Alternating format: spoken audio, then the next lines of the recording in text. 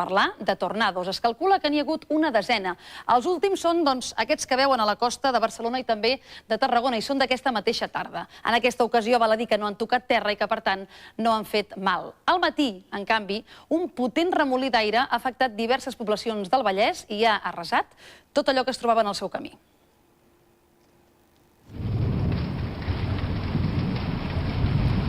Aquest és el tornado que a primera hora del matí ha passat per 3 barris de Mollet del Vallès. Aquesta tarda el seu rastre era evident al barri de Pantiquet. La coberta del centre cívic estava feta malbé i fins i tot la força del vent s'havia emportat algunes parts. A l'interior, el hall ha quedat transformat en un celobert i els operaris desmuntaven el que encara s'aguantava. El que ha fet el tornado ha sigut, evidentment, arrencar tota l'estructura de ferro, inclús part de l'obra de totxo, que també l'ha arrencat. Part de l'estructura de la galeria del sostre del centre cívic ha anat a parar aquí, al costat d'un camp de futbol. Cap a mitja tarda, operaris de l'Ajuntament retiraven les restes que encara quedaven i reparaven els desperfectes. A més, durant el seu trajecte, aquest no ha estat l'únic desperfecte ocasionat. Moments abans, el tornado ha pentinat un conjunt de cases situades a l'altra banda del carrer. Venían unos truenos muy grandes y en uno de los truenos ha venido como un torbellino grande, un remolino grande, y se ha levantado todo para arriba. Y ya está, y ha empezado a tirar los muros. Ha empezado como una cosa negra, dando vueltas, muchas hojas, y a mí me ha dado mucho miedo, he bajado todas las persianas i m'he posat molt nerviosa i he empezat a gritar. La seva força ha arrencat arbres del terra, ha tirat el mur de separació entre el carrer i les finques i ha fet malbé els jardins, però per sort no ha arribat a l'estructura de les vivendes. Finalment, tot ha quedat en un ensurt. Roger Rovira, TV3, Mollet del Vallès. Ja han passat 24 hores, però al carrer Espalter a Sitges continuen encara traient fang, aigua i tot el que el fort aiguat va arrossegar fins aquí, riera avall. A les parets, les marques de fang són el testimoni de fins on va arribar l'aigua. Més de 2 metres en els pàrquings, com aquest, que ha deixat cotxes i motos pràcticament inservibles. Als locals i plantes baixes, l'aigua va pujar 1 metre. En aquesta botiga de roba, el fang ha embrutat bona part del gènere. Més de la meitat el donen per perdut. Com a primer pas, l'Ajuntament de Sitges ha habilitat una oficina de suport als afectats per l'aiguat d'ahir, que en tan sols 45 minuts va deixar 76 litres per metre quadrat. Es prega al propietari d'aquest vehicle que el retiri immediatament d'aquest carrer. Motiu, riuades. Aquest és l'avís que l'Ajuntament de Sitges ha repartit a tots els vehicles estacionats en aquest carrer. Molts continuen aquí aparcats. Altres, aquesta mateixa tarda, encara hi tornaven a aparcar. Sembla que pensin que el que va passar ahir a la tarda, avui ja no es pot repetir.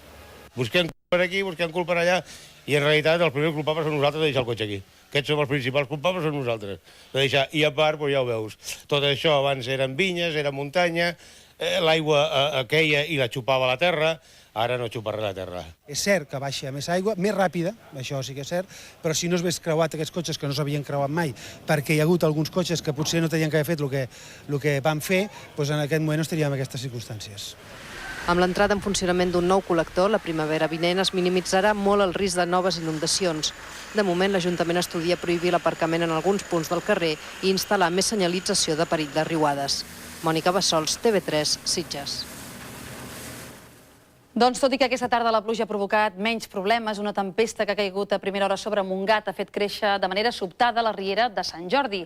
El resultat, doncs aquest que veuen, l'aiguat ha arrossegat una desena de cotxes que hi havia aparcats.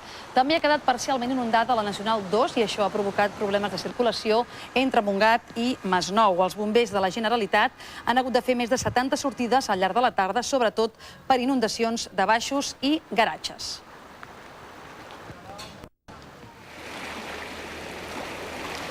I així estava aquest matí la carretera nacional 340 entre el Vendrell i Torredembarra després de la tromba d'aigua que ha caigut a la zona. Al barri de Baixamar, molts carrers han quedat gairebé impracticables i molts aparcaments o baixos de casa han quedat amb un pam d'aigua. Els veïns han utilitzat els estris que han pogut per buidar les cases d'una aigua completament marronosa.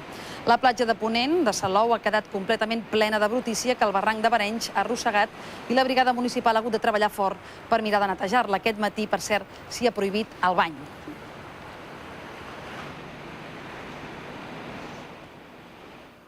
Tot aquest fenomen va començar ahir al vespre i un dels punts des d'on es va fer més visible, sobretot les primeres mànegues, va ser l'aeroport del Prat i les seves rodalies. N'hi ha, a més, nombrosos testimonis gràfics, moltes fotografies com aquestes que veiem de gent que eren allí, sorpresos per la visió i d'alguna manera també afectats per les conseqüències perquè l'aeroport va haver de tancar durant una hora per motius de seguretat. Aquesta tarda la normalitat s'havia recuperat del tot, però els efectes encara eren molt visibles.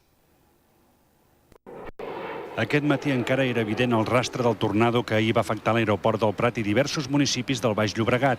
Tanques trencades, arbres tombats i trossos de teulats de les naus industrials escampades per terra. A Sant Boi els treballadors aquest matí no s'acabaven de creure el que veien. Impotencia y ganas de llorar.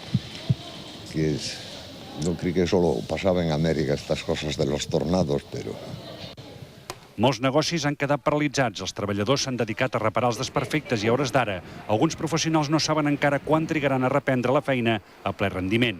A l'aeroport del Prat, els danys més importants es van concentrar a la terminal de càrrega. Un vehicle va arribar a volcar i diversos avions que eren a terra es van moure per la força del vent. Els passatgers del vol d'Espanera a Palma de Mallorca, que estaven a punt d'enlairar-se, van convertir-se en espectadors privilegiats. Hi havia un camió que volava i un altre avió que s'ha girat tot. No havia dut passatgers i els nostres han dit que no s'ha mogut molt perquè estava ple de passatgers. Y luego, ahora que hemos ido a recoger el equipaje de mano porque nos han hecho salir rápido, hemos visto que hay otro avión de otra compañía que no hemos distinguido que parece ser que s'ha empotrado con el almacén de DHL. Ningú va prendre mal, però centenars de passatgers van patir retards o cancel·lacions i els que van optar pel tren tampoc no ho van tenir fàcil, perquè el servei també va quedar interromput. Doncs ja fa 24 hores que tots plegats hem hagut d'incloure les paraules mànega, tornado, fibló al nostre vocabulari. Tomàs Molina, bona nit. N'haurem de seguir parlant? Encara en les pròximes 5, 6, 8 hores, potser una mica sí, però els pròxims ja 2 dies la situació es calma i molt. Demà serà un dia radicalment diferent. Però què és això de les mànegues, dels tornados? Quina diferència hi ha entre les dues coses? Una mànega és quan la pluja, aquest tornado cau sobre del mar. És a dir, se'n diu una mànega, un cap de fibló, fins i tot, és un efecte marí, bàsicament xucla aigua del mar i, per tant, no provoca destrosses. Què va passar ahir? Que alguna d'aquestes mànegues va entrar a terra endintre i això va provocar les destrosses que han vist al llarg de les telenotícies. Destrosses, desperfectes, n'hi va haver diverses i llavors n'hi diem tornados. Aquestes són algunes de les imatges. Vegin aquí com els ocells s'aparten de les precipitacions. Veuen, en aquest moment és quan la mànega entra en el terra, tècnicament, ni canviem el nom, ni diem tornados, la mateixa cosa, és el mateix efecte, però a dintre del terra, evidentment, ja no xucla només aigua, sinó que també s'endú les construccions, les edificacions, tot allò per allà on passa.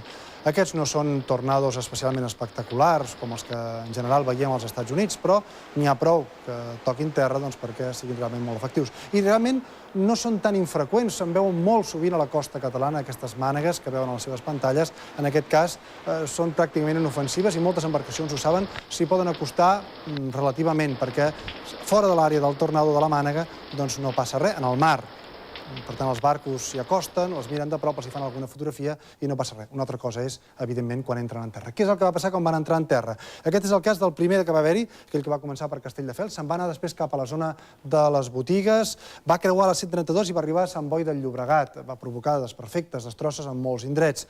N'hi va haver aquests altres, al Prat del Llobregat, que van arribar a l'aeroport. Se'n van comptar 2 o 3, depèn dels testimonis, van veure penjant del mateix núvol fins a 3 mànegues, sembla, nosaltres hem dibuixat 2, però va haver algun testimoni que n'ha parlat de 3. Avui hi ha hagut aquest de Mollet, també que s'ha quedat molt estancat amb una tempesta que hi ha hagut en aquesta zona. També ahir n'hi va haver fins pràcticament 3, hem tingut notícia nosaltres en tota la zona del Maresme, gent que les veia a sobre del mar. I aquesta tarda n'han parlat també des de Vilanova i la Geltrú de Sitges, en veien també, i des de Calafell i Roda de Barà també n'han vist al llarg de la tarda d'avui. Anem a veure el radar meteorològic, veurem quina és la situació a hores d'ara pel que fa a precipitacions. Hi ha aquesta àrea de precipitació d'aquí cap a la zona del Maresme, també d'altres taques, per tant no se n'acabin de refiar, després de l'espai del temps en tornarem a parlar, però encara